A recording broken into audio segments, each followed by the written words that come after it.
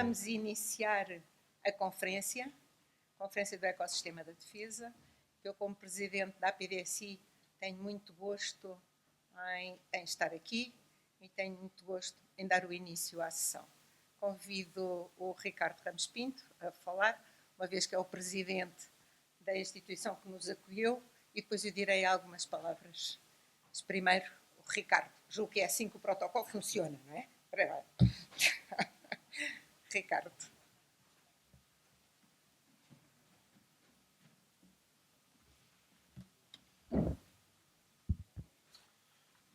Muito boa tarde a todos, sejam bem-vindos. Cumprimentar a Sra. Presidente da Direção da APDSI, Professora Maria Helena Monteiro, e permitam-me que, na sua pessoa, cumprimento todos os ilustres convidados presentes aqui hoje e os oradores que irão participar nos vários painéis. Permitam-me ainda uma referência especial ao Almirante António Silva Ribeiro, que será sempre uma referência da investigação e do ensino da estratégia no ISCS. Minhas senhoras e meus senhores, a Academia é um espaço de liberdade e reflexão, onde a articulação com a sociedade civil é um elemento fundamental. Só através desta ligação é que as instituições de ensino superior podem cumprir plenamente a sua missão de preparar as gerações futuras e de contribuírem para a melhoria da nossa sociedade.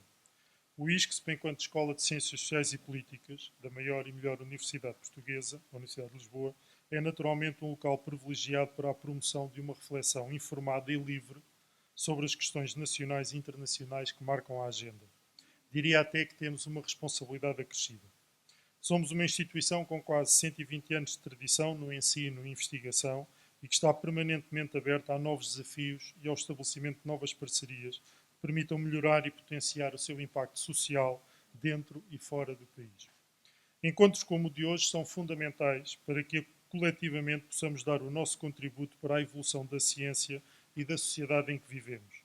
Assim, é com redobrado orgulho que hoje, na qualidade de Presidente do ISCS, tenho a honra de participar na abertura de mais esta conferência da APDSI sobre o ecossistema da defesa, uma área fundamental para o nosso futuro coletivo e para a defesa dos nossos valores enquanto sociedade.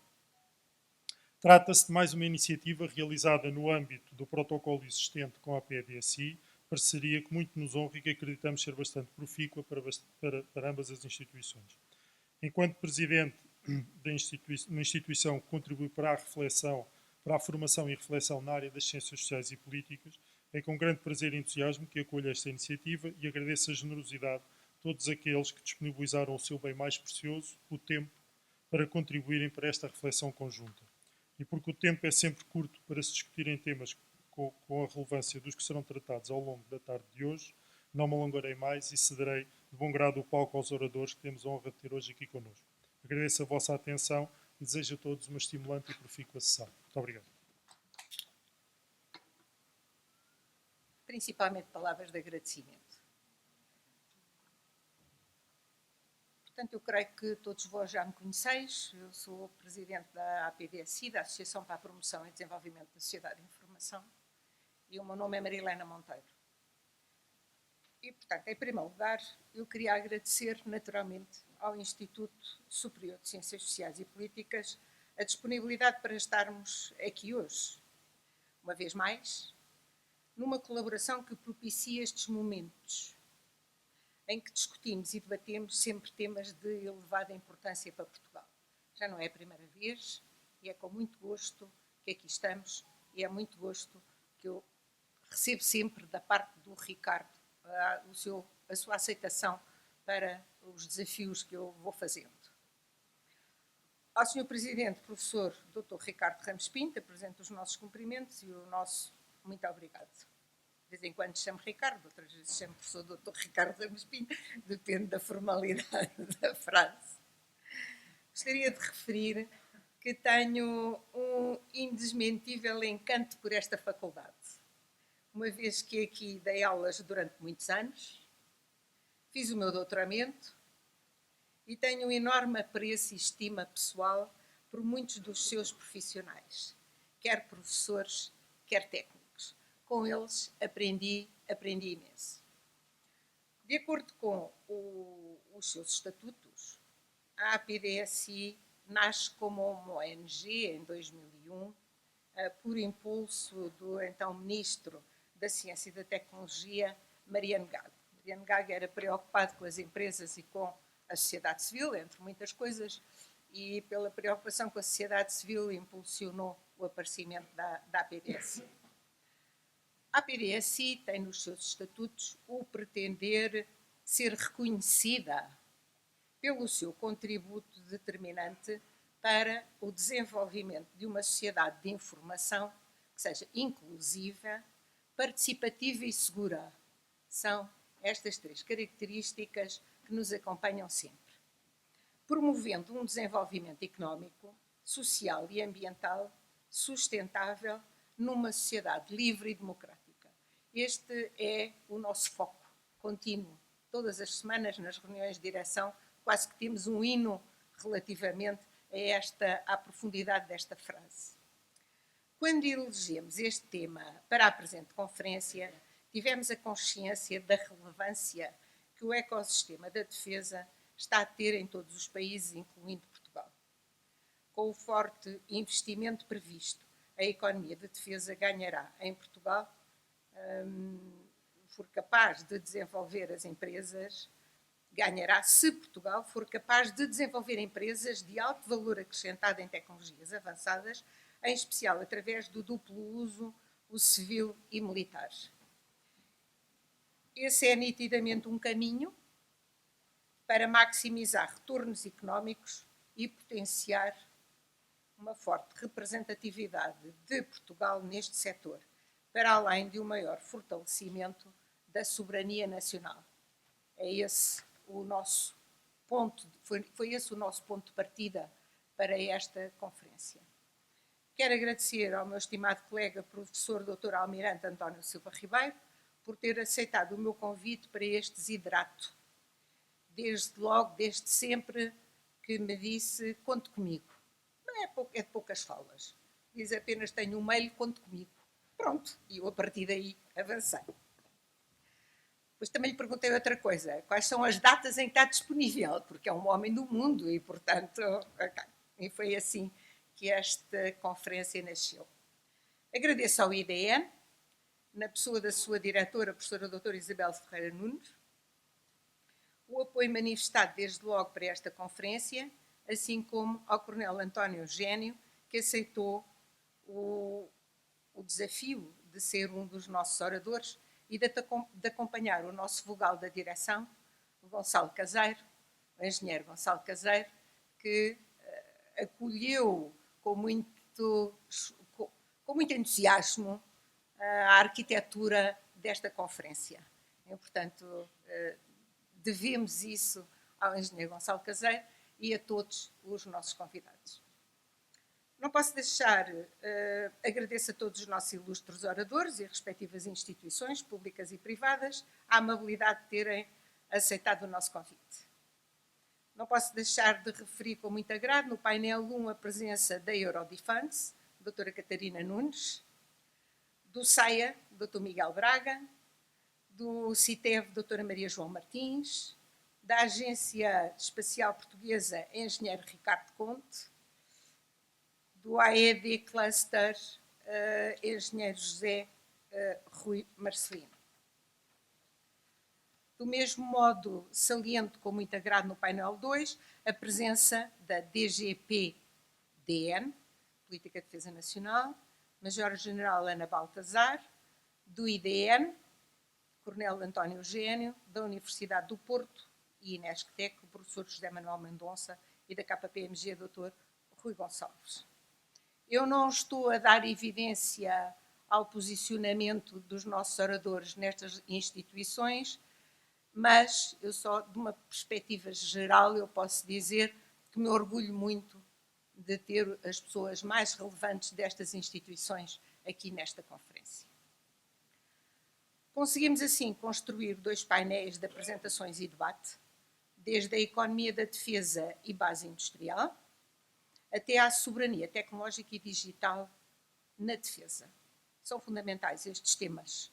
Portugal está num ponto em que o mundo está tão incerto, com tantas vicissitudes todos os dias, a todas as horas, que precisamos estar juntos e unidos e a fazer com que Portugal consiga dar continuidade ao futuro para os seus jovens e para o país no mundo que é.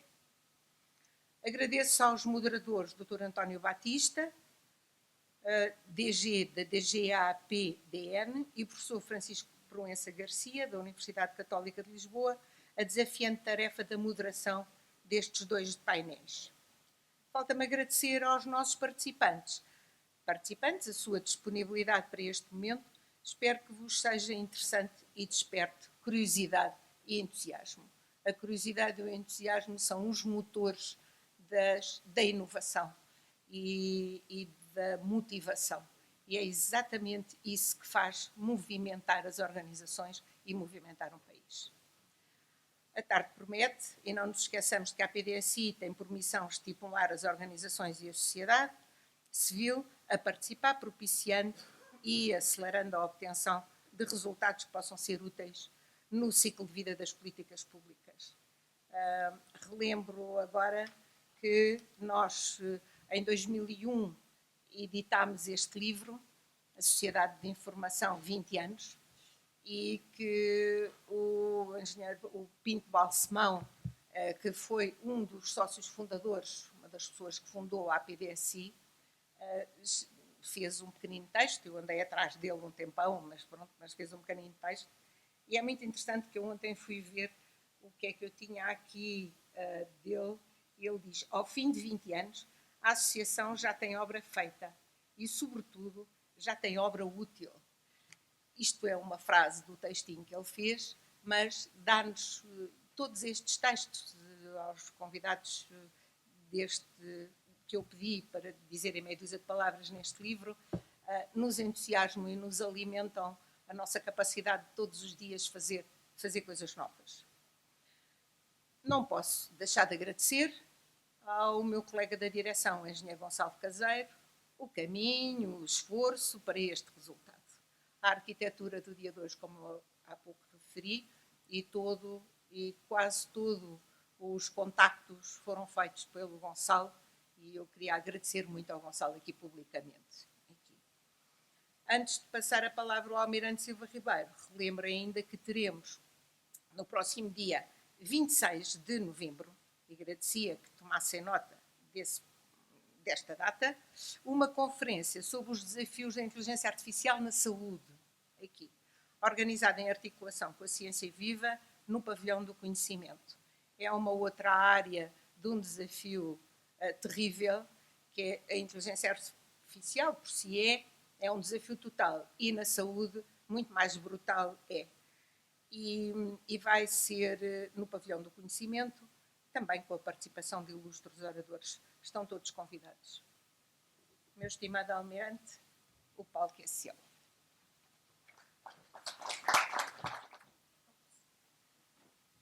Excelentíssimo Sr. Professor Dr. Ricardo Ramos Pinto, Presidente do ISCSP, permita que lhe retribua as simpáticas palavras que me dirigiu, saudando e dizendo sempre o grande orgulho que eu tenho de estar aqui nesta casa que é nossa e onde eu fiz a minha carreira académica com muito orgulho. Saúdo também a Sra. Professora Doutora Helena Monteiro, Presidente da Associação para a Promoção e Desenvolvimento da Sociedade de Informação, a Sra. Diretora do Instituto de Defesa Nacional, a Professora Doutora Isabel Nunes, saúdo também a Sra. Presidente da Casa da Moeda, que via, mas já não sei onde é que está, e as demais entidades aqui presentes. Minhas senhoras e meus senhores, é para mim uma honra e um privilégio poder estar hoje convosco nesta conferência dedicada ao ecossistema de defesa. Quero, antes de mais, agradecer à Sra. Presidente da APDSI o amável convite que me dirigiu e felicitar a organização pela pertinência do tema escolhido. Este encontro junta especialistas de áreas diversas, desde a tecnologia e inovação até à indústria e segurança, refletindo de forma exemplar o caráter multidimensional que hoje caracteriza a defesa. Falar do ecossistema de defesa é reconhecer que a defesa não se esgota nas forças armadas ou na aquisição de armamento. é compreender que ela assenta numa teia complexa de interações entre a componente militar, a indústria, a ciência, a tecnologia, as universidades, as empresas e, sobretudo, a sociedade civil.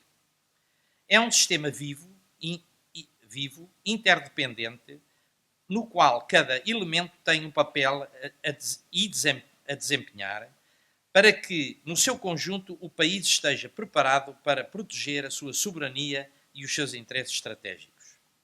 Vivemos num momento de especial relevância para Portugal e para a Aliança Atlântica. A recente cimeira da NATO, realizada num contexto internacional marcado por instabilidade, tensões geopolíticas e pela reconfiguração das cadeias de valor, trouxe decisões de enorme significado para a nossa segurança coletiva.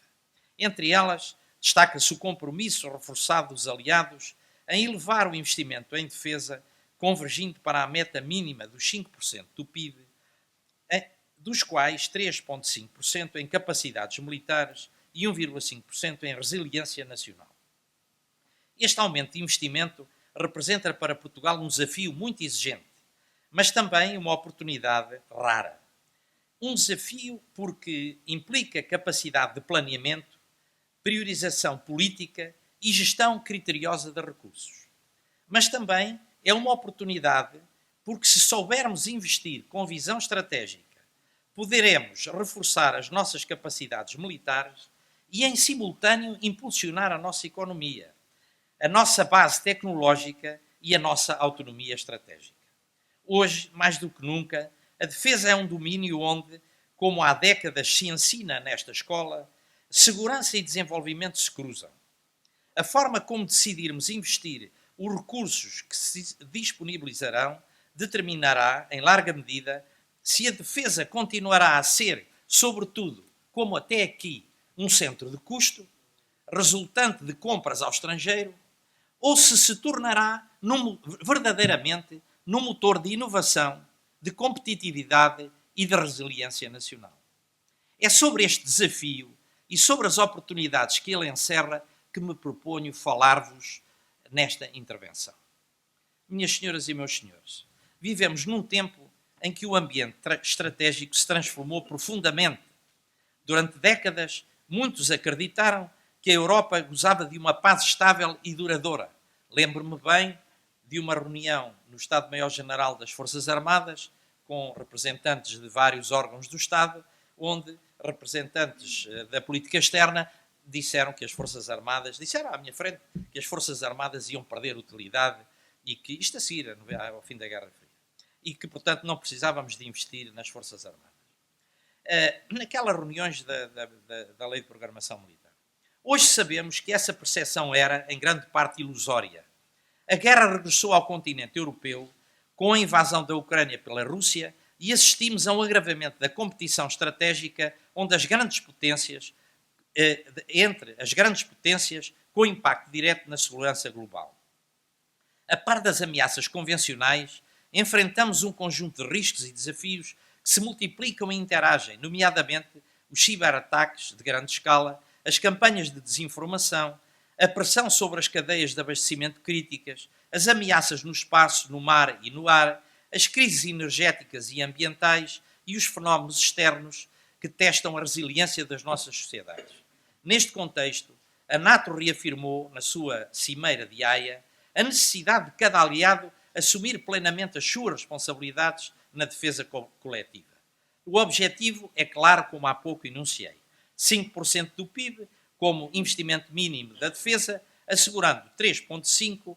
Uma parte significativa desta verba é direcionada para a modernização e aquisição de capacidades militares. Para Portugal, este compromisso é muito exigente, sobretudo tendo em conta as necessidades de investimento noutras áreas estruturantes do Estado. No entanto, é também um reconhecimento de que a segurança nacional e coletiva é a condição necessária para o exercício pleno da soberania e para a salvaguarda dos interesses vitais do país. O aumento do investimento em defesa não deve, por isso, ser visto apenas como uma obrigação para cumprir com Bruxelas e Washington. Deve ser encarado como um investimento estruturante que nos permita colmatar lacunas críticas nas Forças Armadas, reforçar a nossa interoperabilidade com os aliados e criar capacidades adaptadas à natureza mutante das ameaças. Mas há aqui um ponto essencial que precisamos de ter bem presente e que é o facto de a defesa ter deixado de poder ser entendida apenas como um domínio militar. Hoje, ela é inseparável da ciência, da tecnologia, da economia, da proteção civil e da resiliência nacional. É esta perspectiva integrada que deve orientar as nossas decisões sobre o investimento em defesa.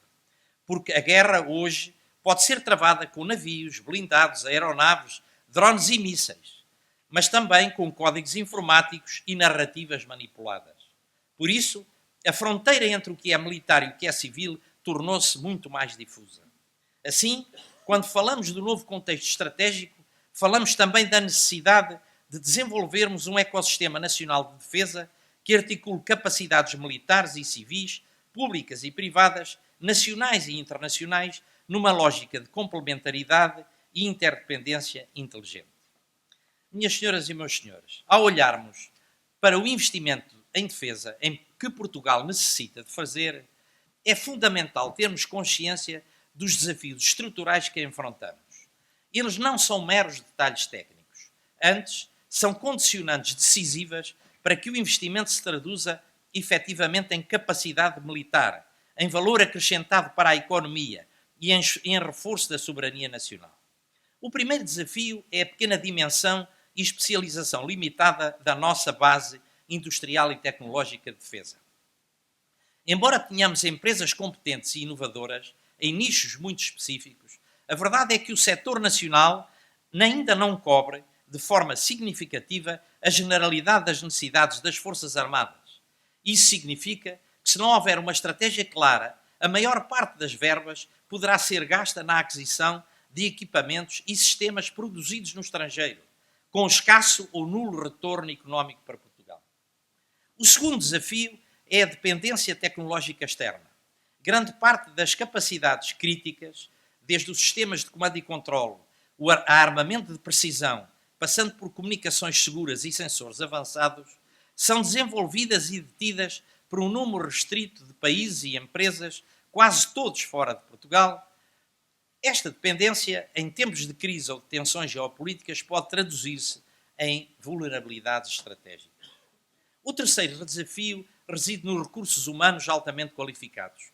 A indústria de defesa e as Forças Armadas necessitam de engenheiros, programadores, especialistas em inteligência artificial, cibersegurança, eletrónica, materiais compósitos, sistemas não tripulados e tantas outras áreas. No entanto, a concorrência por este talento é global. As grandes empresas tecnológicas e os centros de investigação oferecem condições muito difíceis de igualar. Se não formos capazes de formar, atrair e reter estes profissionais, qualquer estratégia de modernização militar ou nacional ficará comprometida. Por último, há um risco político e social que não podemos ignorar, que é o de a defesa ser vista apenas como despesa militar, desligada das necessidades reais da sociedade. Se a percepção pública for essa, será difícil manter o consenso político e social necessário para sustentar a médio e longo prazo os níveis de investimento que nos comprometemos a alcançar. Por isso, o desafio não é apenas gastar mais, é gastar melhor. É transformar esse esforço financeiro num investimento produtivo que reforce as nossas capacidades militares, que gere conhecimento e inovação no tecido empresarial e científico e que contribua para a criação de empregos qualificados. Se não soubermos responder a estes desafios, corremos o risco de transformar uma oportunidade histórica num novo ciclo de despesa sem retorno, como já tivemos vários na história nacional. Mas, se formos capazes de agir com visão e determinação, podemos transformar este momento num impulso decisivo para um ecossistema nacional de defesa robusto, competitivo e sustentável. Se é verdade que o investimento de defesa em Portugal enfrenta desafios significativos, também é verdade que ele abre uma oportunidade histórica para o nosso país. Uma oportunidade de criar, finalmente, uma capacidade militar industrial sólida, integrada no ecossistema europeu e capaz de contribuir para a nossa soberania estratégica. permitam-me sublinhar que a defesa pode e deve ser um motor de inovação tecnológica e de competitividade económica. Mas para isso temos de abandonar a visão redutora que vê na indústria de defesa apenas fábricas de armamento ou empresas de manutenção de equipamento militar. O setor da defesa, no século XXI, é ciência avançada, é engenharia de ponta, é produção de software e hardware de alta complexidade, é integração de sistemas, é inteligência artificial aplicada, é cibersegurança, é novos materiais e energias limpas. Neste contexto, parece-me que o conceito-chave da inovação tecnológica da competitividade económica deverá ser o duplo uso, isto é, tecnologias que servem simultaneamente fins militares e civis. Não se admirem de eu estar aqui a falar do duplo uso. O duplo uso é um conceito que em Portugal, a primeira vez que foi conceptualizado a nível académico foi nesta universidade. E a nível operacional foi na Marinha, há mais de 20 anos. Já se falava lá no duplo uso, lá e aqui nas minhas aulas. E, portanto, agora toda a gente fala do duplo uso, mas nós aqui liderámos esse processo há 20 anos. Pronto, era só para fazer um ponto de ordem aqui a esta questão, para as pessoas não pensarem que eu venho aqui falar do duplo uso, porque toda a gente agora fala do duplo uso. Não. Neste contexto, parece-me que já disse, isto é, tecnologias que servem simultaneamente fins civis e militares. Este é o caminho inteligente para Portugal porque, por exemplo, um sistema não tripulado desenvolvido pela Vigilância Marítima pode servir para a fiscalização das pescas, para a detecção de poluição no mar ou para o combate a incêndios florestais. As plataformas de cibersegurança capazes de proteger as redes militares podem ser adaptadas para proteger hospitais, bancos e infraestruturas críticas.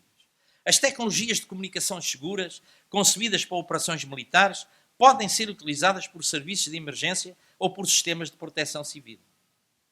Ao apostar no duplo uso, multiplicamos o mercado potencial das empresas nacionais, facilitamos a integração em cadeias de valor internacionais e asseguramos que cada euro investido em defesa tem retorno também para a economia civil.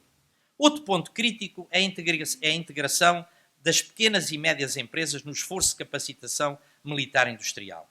Portugal não pode competir em escala com as grandes potências industriais, mas pode competir em especialização, em nichos de excelência tecnológica, desde sensores marítimos avançados até componentes de sistemas não tripulados ou soluções de software de missão crítica ou de navios do tipo patrulha, de veículos blindados ligeiros e de componentes de aeronaves.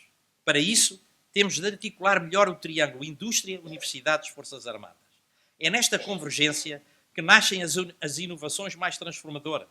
Precisamos de programas de investigação aplicada onde os engenheiros e os militares trabalhem lado a lado no desenvolvimento de soluções que respondam a necessidades operacionais reais, com protótipos que possam evoluir rapidamente para produtos comercializáveis. E temos de olhar para a Europa como parte da solução.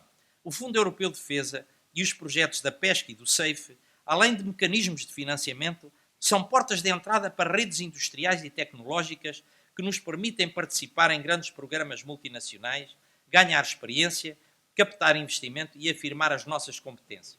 Nestas circunstâncias, a capacitação militar industrial é um projeto de soberania. É a forma de garantir que, quando a segurança nacional está em causa, não dependemos exclusivamente da boa vontade de outros para obter as capacidades críticas que necessitamos. É também a forma de assegurar que o investimento em defesa deixa um legado duradouro para a economia e para a sociedade portuguesa. A oportunidade está à nossa frente. Se a soubermos aproveitar, a defesa deixará de ser vista apenas como um encargo orçamental para se afirmar como um ativo estratégico do país, um motor de inovação, de emprego qualificado e de soberania. Minhas senhoras e meus senhores, falar de defesa no século XXI é falar também de resiliência nacional. Resiliência entendida com capacidade de resistir, de se adaptar e recuperar perante crises graves, sejam elas militares, naturais, tecnológicas ou híbridas. Hoje, as fronteiras entre o que é militar e o que é civil tornaram-se difusas. Um ciberataque pode paralisar simultaneamente sistemas de defesa e redes hospitalares. Uma sabotagem em infraestruturas energéticas pode afetar a capacidade de abastecimento das Forças Armadas e, ao mesmo tempo, comprometer o funcionamento da economia. Um desastre natural de grande escala pode obrigar à mobilização de recursos militares para proteger e socorrer populações civis, como tantas vezes tem sucedido em Portugal. Neste contexto, a defesa deixa de ser apenas a proteção contra ameaças externas armadas e passa a ser um pilar da segurança integrada. É por isso que, quando falamos de um ecossistema de defesa, falamos também na interligação com todos os sistemas vitais do país, nomeadamente as infraestruturas críticas de energia, água, transportes e telecomunicações, a segurança alimentar e energética que garante autonomia em tempos de crise, a defesa cibernética indispensável para manter em funcionamento os sistemas vitais e a proteção contra campanhas de desinformação que visam minar a coesão social. As Forças Armadas Portuguesas têm um papel insubstituível neste quadro porque dispõem de capacidades logísticas únicas que podem chegar rapidamente a qualquer ponto do território, incluindo as regiões autónomas. Possuem meios de comunicações seguras, fundamentais quando as redes civis falham. Estão treinadas para operar em ambientes de elevada incerteza e sob forte pressão, integrando-se naturalmente com forças de segurança, proteção civil e outros organismos do Estado. Mas a resiliência não se constrói apenas com meios militares. Constrói-se com planeamento intersetorial, com coordenação permanente entre entidades públicas e privadas e com uma cultura nacional de preparação para crises. Isso exige treino conjunto, protocolos claros e sistemas redundantes que garantam a continuidade das funções essenciais do Estado, mesmo em situações de disrupção grave. Por isso, defendo que a resiliência nacional deve ser tratada como uma capacidade estratégica da defesa, parte integrante dos nossos programas de investimento e desenvolvimento. Se associarmos as capacidades militares às competências da indústria, da ciência e da sociedade civil, estaremos a construir um ecossistema de defesa que nos protege contra ameaças externas e que também reforça a nossa capacidade de enfrentar qualquer crise com eficácia e coesão. Um país resiliente é um país mais seguro. É um país mais seguro e um país mais seguro é um país mais livre. Por isso, a defesa e a resiliência são, afinal, duas faces da mesma moeda. Minhas senhoras e meus senhores, ao longo desta intervenção, sublinhei que o investimento em defesa não pode ser visto apenas como uma obrigação decorrente dos compromissos internacionais. Ele deve ser encarado como uma alavanca estratégica para o desenvolvimento nacional. Quero agora apresentar-vos um contributo inovador. Encarar a defesa como motor de inovação e soberania e não apenas como fator de segurança. Essa mudança de paradigma é essencial, mas exige visão, coordenação e ambição. Foi por essa razão que em 29 de maio de 2025, numa crónica que publiquei no Correio da Manhã, preconizei que Portugal deve avançar com um plano nacional de capacitação militar industrial assente em 3 eixos estratégicos. No primeiro eixo, focado na inovação, investigação e desenvolvimento. Precisamos de programas conjuntos que agreguem as Forças Armadas, a indústria e as universidades na criação de soluções tecnológicas de ponta. E aqui não falo apenas de equipamentos militares clássicos, mas também de sistemas de informação, inteligência artificial, ciberdefesa, robótica e novos materiais. O objetivo é criar produtos e serviços que nos permitam responder às necessidades nacionais e competir no mercado global. No segundo eixo, dedicado à integração europeia e internacional, Portugal deve participar ativamente nos programas do Fundo Europeu de Defesa e nos projetos da PESCO e SAFE, porque estas plataformas são portas abertas para financiamento. Mas, mais importante do que isso, são redes de cooperação tecnológica e industrial onde podemos ganhar escala, experiência e visibilidade. Precisamos estar onde se tomam as decisões e onde se desenham os programas que moldarão a defesa europeia nas próximas décadas. No terceiro eixo, direcionado para o mercado de duplo uso, devemos apostar deliberadamente em tecnologias com aplicação simultânea no domínio militar e civil. Esta é a forma mais inteligente de maximizar o retorno do investimento, criar mercados e reforçar a autonomia nacional.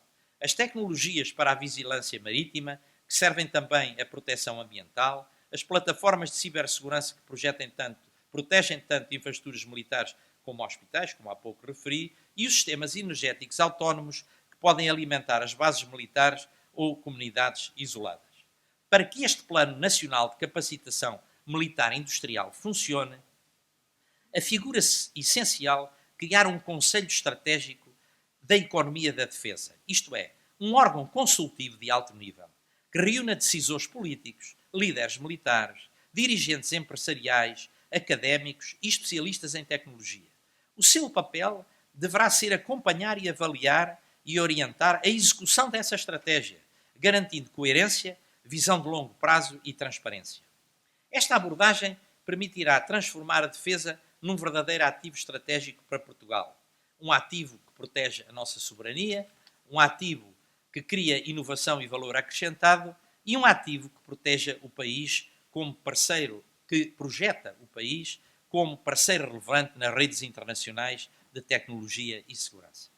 Com um investimento inteligente e coordenado, a defesa deixará de ser vista como um custo inevitável para ser reconhecida como um investimento produtivo com efeitos multiplicadores para a nossa economia, para a ciência e para a própria coesão nacional.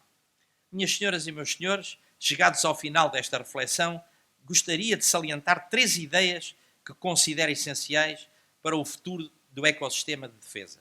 A primeira ideia é sobre o investimento que o país vai fazer na sequência da Cimeira da NATO.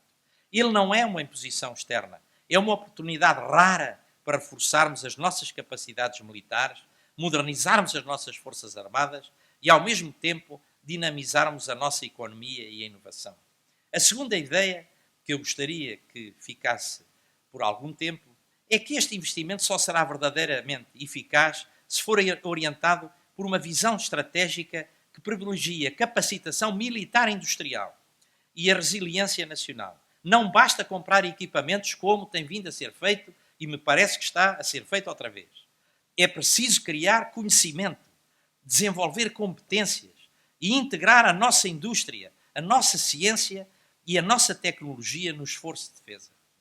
A terceira ideia é que a defesa pode ser um motor da inovação e da soberania, porque ao apostarmos no duplo uso, na integração europeia e na cooperação entre forças armadas, indústria e universidades, estaremos a transformar cada euro gasto em defesa num investimento produtivo com retorno económico, social e tecnológico para Portugal. E porque estamos no ISCSP, a Escola Nacional de Estratégia, onde realizei a minha carreira académica, gostaria de terminar deixando muito claro que o desafio que temos pela frente é, afinal, um desafio de liderança estratégica. Liderança para decidir onde investir. Liderança para mobilizar vontades e competências. Liderança para garantir que a defesa não é vista como um encargo, mas como um ativo nacional que nos protege, nos fortalece e nos projeta no mundo. Se soubermos aproveitar esta oportunidade, desencadeada pela Cimeira da Haia, construiremos um ecossistema de defesa robusto, inovador e sustentável, capaz de responder aos desafios do presente e de preservar o país para as incertezas do futuro. Concluo partilhando uma convicção pessoal que me acompanhou ao longo de toda a minha carreira militar. A defesa nacional, além de ser um seguro contra ameaças, é uma afirmação de quem somos e do futuro que queremos. E o futuro que queremos para Portugal exige visão, coesão e determinação. Isto é, as características que só os verdadeiros líderes combinam e sabem tirar partido. Muito obrigado.